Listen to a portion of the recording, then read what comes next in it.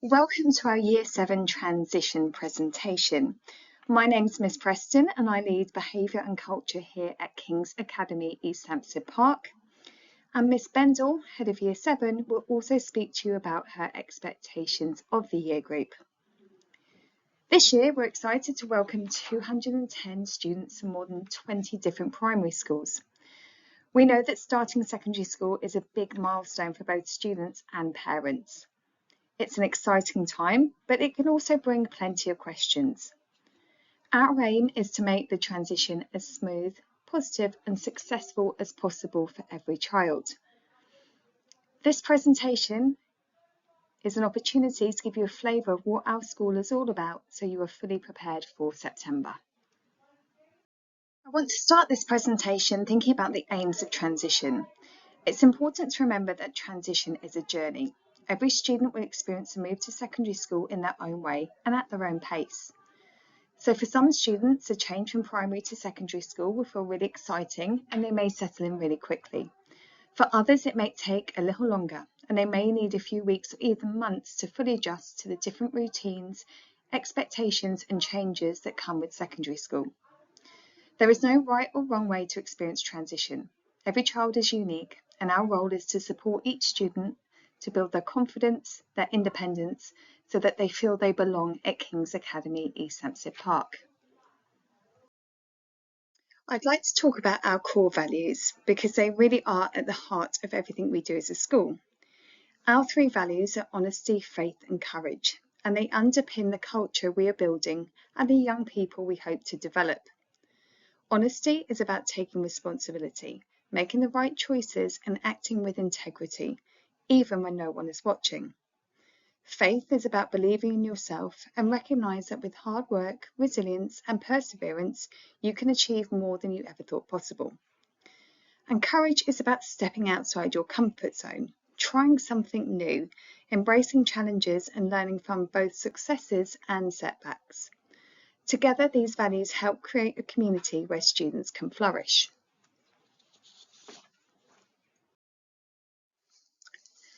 Building on our core values, class charts plays a key role in how we recognise and celebrate our students. Every positive point or house point awarded through class charts is linked to one of our three values, so honesty, faith or courage, and to our house system. This helps students understand that we are recognising far more than academic achievement. We celebrate the character, effort and positive choices they make every day, whether that's in the classroom, around the school or within the wider community. Our focus is very much on celebrating success. We want students to feel recognised for consistently demonstrating our values and making a positive contribution to our school community. So for those of you who aren't familiar with class charts, it's an app that we use every day to keep parents and carers informed and involved in their child's school life. Through the app, you'll be able to see the house points your child has earned and any behaviour updates, rewards, homework and any detentions they receive. We also use class charts to share important announcements and messages with parents throughout the year. So we do ask that you check the app on a regular basis. Parents and students will receive their class charts login details in September. So you'll be able to access everything from the very start of the school year and stay up to date with your child's progress. So every student at King's Academy EP is part of a house, and each house is linked to their tutor group. When students arrive in September, their student handbook will show their house colour, so they know exactly which house they belong to. Our house system is closely linked to class charts. All positive points awarded through class charts automatically contribute to a student's house total, meaning that every achievement, whether in lessons, around school or through wider contributions, it helps their house to succeed. All staff are allocated a house also, and their lanyard depicts which house they are in. There will be lots of opportunities for students to take part in house competitions, challenges and activities throughout the year, and we strongly encourage everyone to get involved. It's a great way for students to build friendships, develop confidence and feel part of the wider school community. One thing we're really proud of as a school is the positive culture we have around recognising and celebrating success. As I just mentioned, every house point contributes to each student's house total, helping to build a real sense of belonging and friendly competition throughout the year. It's also important to note that class charts is reset at the start of every term. This means every student begins with a fresh start and another opportunity to earn recognition, regardless of how the previous term went. We believe every child deserves a chance to succeed, improve, and to be celebrated. So how do we celebrate students? Every half term, we take time to recognise students who have really stood out. This includes those who have made exceptional progress, shown significant improvement, or consistently demonstrated our school values.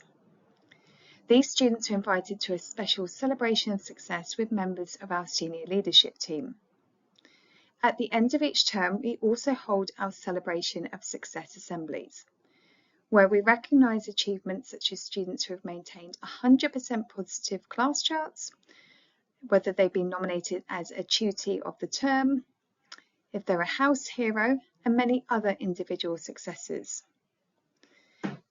It's important to note that our aim is to ensure that every student feels valued and recognised and motivated to be the very best version of themselves.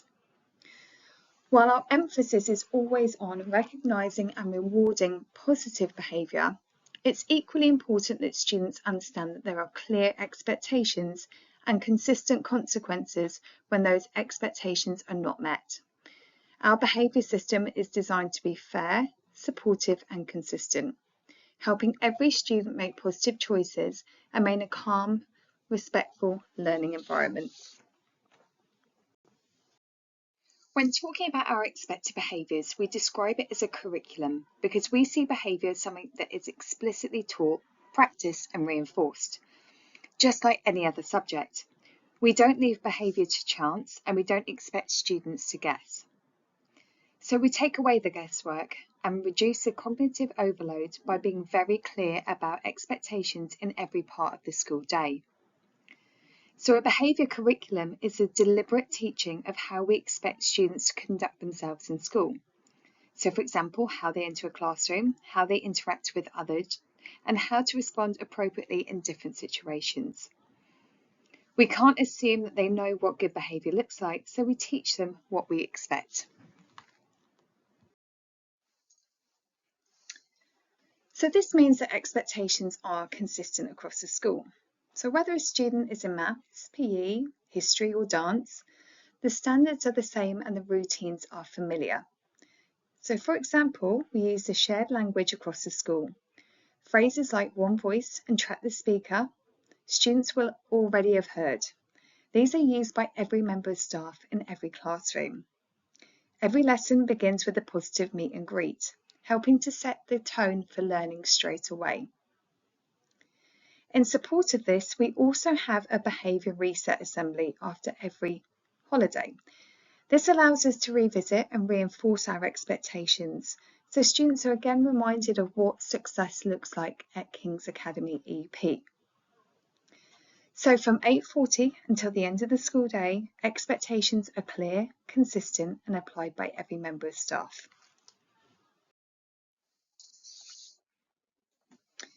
At King's Academy EP, we believe that every student has a right to learn in a calm, safe and respectful environment. Our behaviour system is designed to support students in making positive choices. It's designed to protect the learning of others and also help students reflect and move forward successfully. Most behaviour concerns are resolved through classroom reminders and conversations. However, where behaviour continues or becomes more serious, consequences will increase to ensure our approach remains fair, clear and consistent. Our overall aim is always to help students develop positive habits and create the best possible environment for learning. As I mentioned, our focus is always on recognising and rewarding positive behaviour. However, it is equally important that students understand our expectations and know what happens if these expectations aren't met. What I'm sharing right now is something new for September 2026. We are introducing a ladder of consequences, and what you see now is a very simplified version. The purpose of this is to ensure that our approach to behaviour is clear and fair and consistent. It gives students a clear understanding of our expectation, while also providing opportunities for them to reflect, make better choices, and get back on track before more serious consequences are needed. I will say that the vast majority of behaviour concerns are resolved really quickly through simple reminders or a conversation with a member of staff. This ladder isn't about catching students out or issuing sanctions unnecessarily, but it's about promoting positive behaviour, encouraging personal responsibility and ensuring that every classroom remains a calm, respectful place where learning can take place, which is what I'm sure you want for your child when they attend school. By introducing this consistent approach, students know exactly what to expect, parents know what to expect, and staff can respond fairly and consistently across the school. As part of that ladder, one of the key stages is something we call a C3 removal. I just want to highlight this today so you are fully aware for September. A C3 removal is only used when a student's behaviour continues to disrupt the learning, if they refuse to follow staff instructions, or their behaviour is having a significant impact on the learning of others. If this happens, the student is temporarily removed from the lesson and works in a supervised removal room. The important point for you is that the purpose of a C3 removal is twofold. Firstly, it protects the learning of every other student in the classroom, allowing the teacher to continue teaching without ongoing disruption. Secondly, it supports the individual student by giving them a chance to reflect and make better choices moving forward.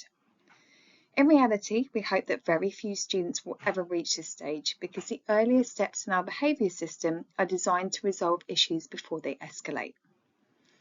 Ultimately, our goal is the same as it's always been, to create calm, respectful classrooms where every child can feel safe, can focus on their learning, and has the best possible opportunity to succeed. This slide explains how long a student will spend in the C3 removal room, depending on when the removal takes place during the day. Students will remain in removal for the rest of the lesson that they were removed from, the following lesson, and then social time in between. This gives them the opportunity to reset, reflect, and continue their learning in a supervised environment.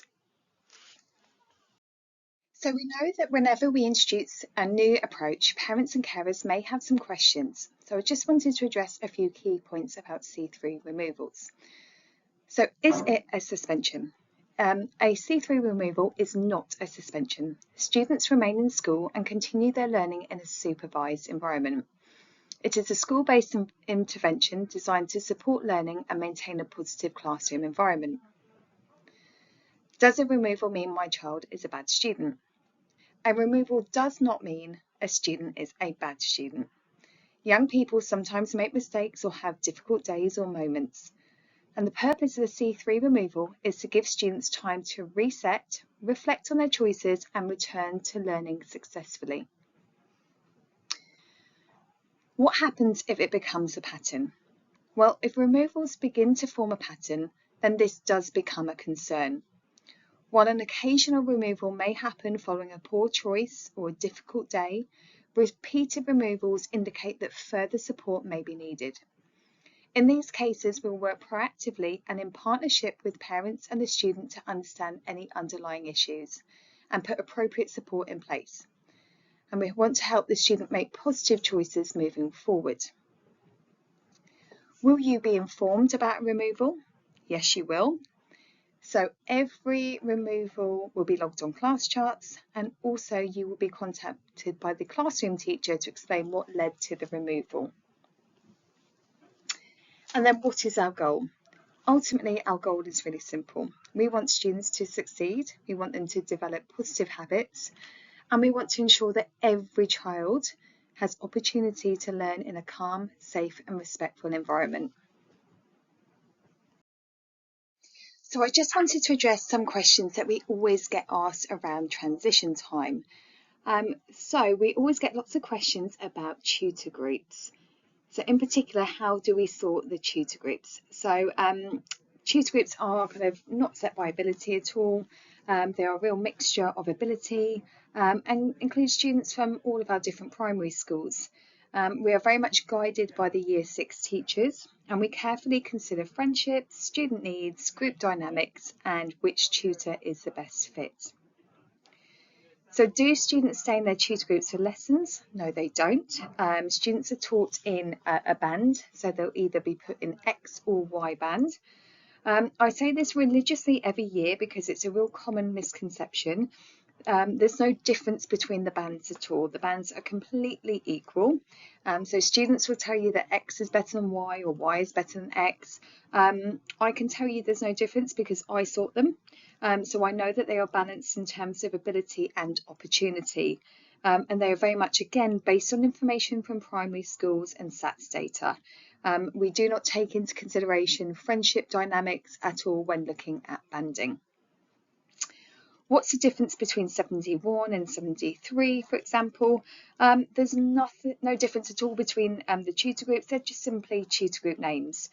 So there's no difference in terms of ability or status. They're not kind of ranked at all. The 71, D2, D3, etc. are just labels and codes to identify the tutor groups. And again, they're not set by ability at all. And then finally, when will students receive their timetable? So they'll receive it on their first day at King's Academy EP, and their tutor will go through that with them. Right, I'm now going to hand over to you to Miss Bendell, who's Head of Year. You're incredibly fortunate to have such an experienced Head of Year leading this year group. She's just said goodbye to her Year 11 students, having supported and guided them all the way from Year 7 through to the end of their Year 11 journey. So her experience, knowledge and understanding of the transition and challenges of secondary school will be invaluable as she welcomes your children in September. I'm excited to share with you an overview of the Head of Year role and expectations we have for our students as they progress through the year ahead. We know that strong partnerships between home and school are key to student success, and in this presentation it's an important opportunity to ensure that we are working together to support your children both academically and personally. I hope to provide a clear understanding of how we will support our students, the standards we expect, and how parents can help us foster a positive, ambitious and successful year group. Firstly, I'm delighted to work alongside such a dedicated and experienced group of tutors who are committed to supporting every student in our year group. Tutors are often the first point of contact for families and students, and they play a vital role in monitoring academic progress, promoting well-being and celebrating successes, and providing guidance when challenges arise. The strong relationships that tutors build with students are at the heart of our pastoral care, and I know that each member of the team is looking forward to getting to know your children and supporting them throughout the year. So on the slide here, you've also got 75 to 78 tutors.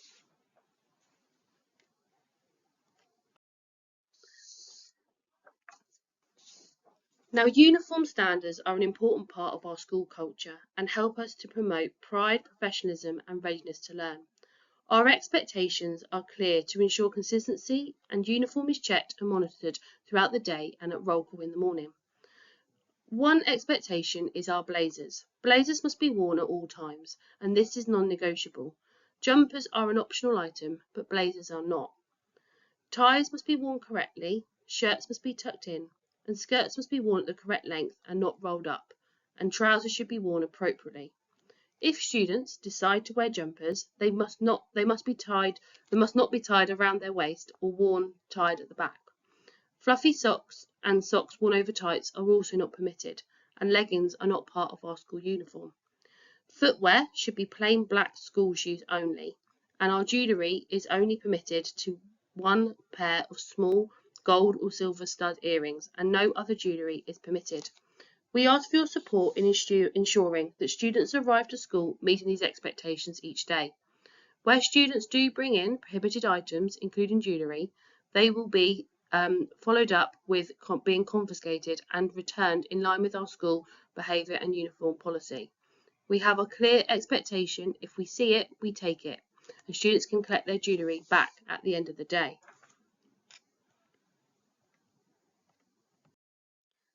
Now, to talk about our school uniform further, our school uniform policy has been moving gradually from grey trousers to black trousers over recent years. We would like to take this opportunity to remind families that black school trousers are now the expected uniform for both boys and girls. If purchasing new uniform items over the summer, please ensure that trousers are black rather than grey. The school also no longer operate a separate summer uniform. Students are expected to wear a school shirt throughout the year and may choose either a long-sleeved or short-sleeved version. Now, I've already spoken about jewellery, but if students are having their ears pierced over the summer, only one small gold or silver stud earrings are permitted in school. No other jewellery is allowed, including nose rings, no studs, facial piercings, or visible jewellery like necklaces, bracelets, or rings. Now, talking about our hair colour must be of natural appearance. Students who choose to dye their hair over the summer should ensure that it is returned to a natural hair colour before the start of the autumn term. Students are aware of our expectations, and we would like to appreciate the support of parents and carers in ensuring the students return in September with our full uniform expectations. This will help to ensure a positive and consistent start to the new academic year for all students. Now, school shoes. I'd like to also just raise about our school shoes expectations. Students must wear appropriate black school shoes. Leather look trainers, sports style shoes and trainer style footwear is no longer allowed. School should be plain black and suitable for school wear. Hopefully, having this expectation will make it a lot clearer and easier to follow. Now, before school arrangements, to ensure a safe, calm and positive start to the school day, students will only be admitted onto the school site from 8:20 in the morning, when staff will be on duty to welcome and supervise them before the roll call starts at 8:40. The only expectations to this, when students can come in from 8 o'clock, is if they would like to access the library, the dining hall to purchase breakfast, the LSC, or a scheduled session with a teacher. All students must enter via the lower playground, and this should be familiar with our Year 7 students, as this is where they've entered throughout transition. The side gate near PE will not be open in the mornings. Alongside this, our expectation from the moment the students enter the school grounds is that mobile phones must be switched off and be kept completely out of sight. This expectation is non-negotiable.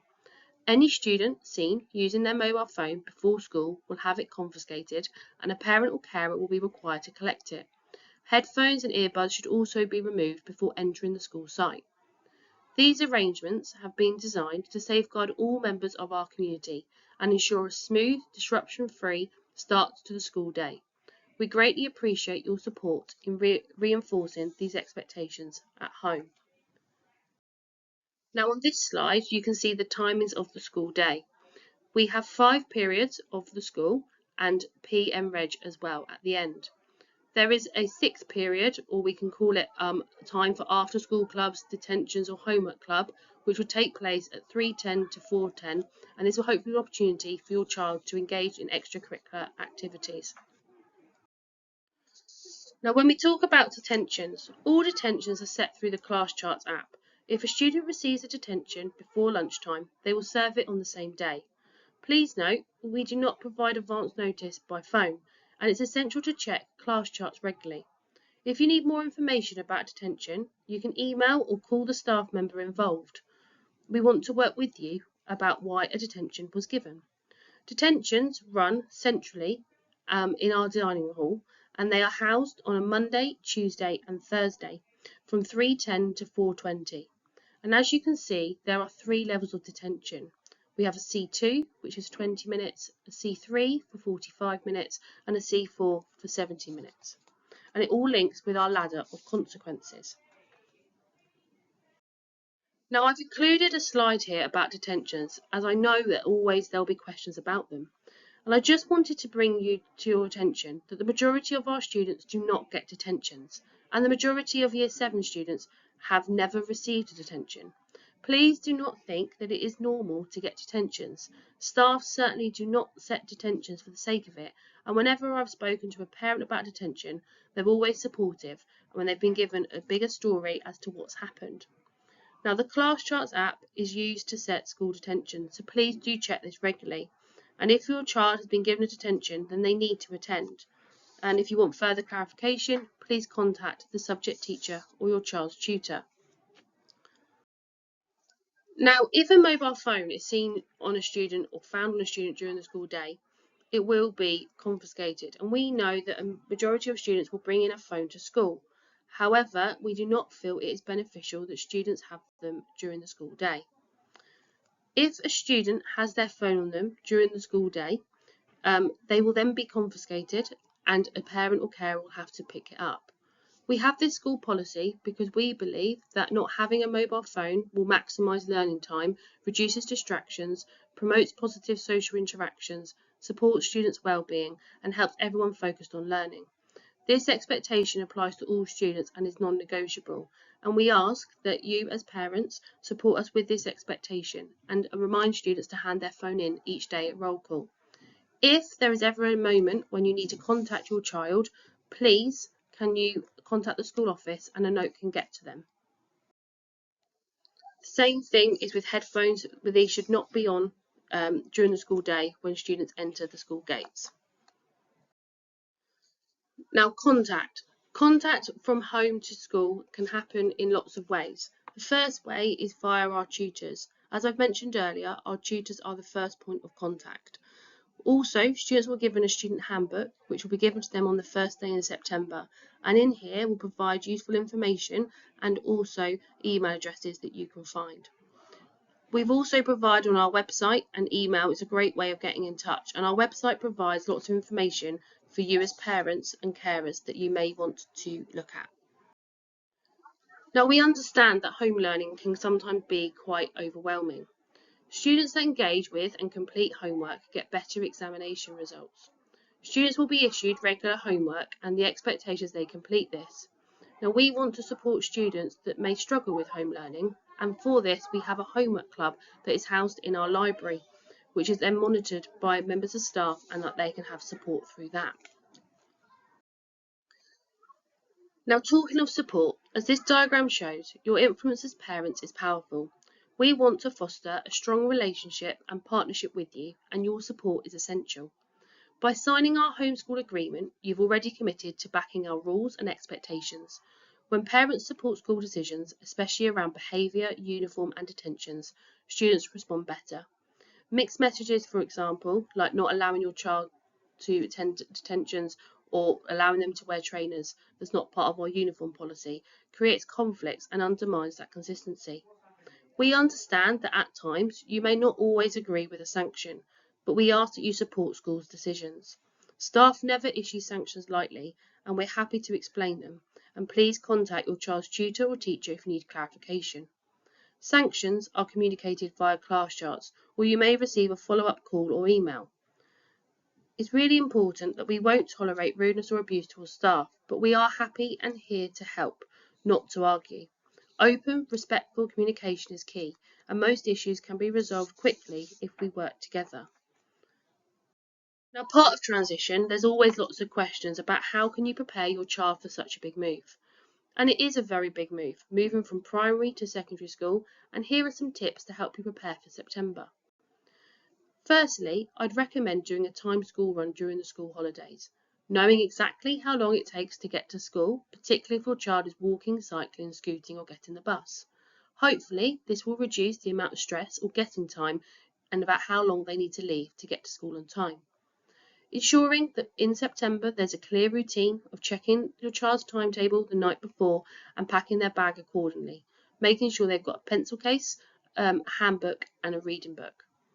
And also talking to your child about their worries and what they're looking forward to about school. Now, there's some really good websites out there that you can have a look at to help aid transition. In particular, Be Awesome, Go Big and BBC Bite Size. Finally, I just wanted to leave you with some key dates. Our Year 7 induction day is on Wednesday the 2nd of September. This is a special day to welcome our Year 7 students and Year 12 students only.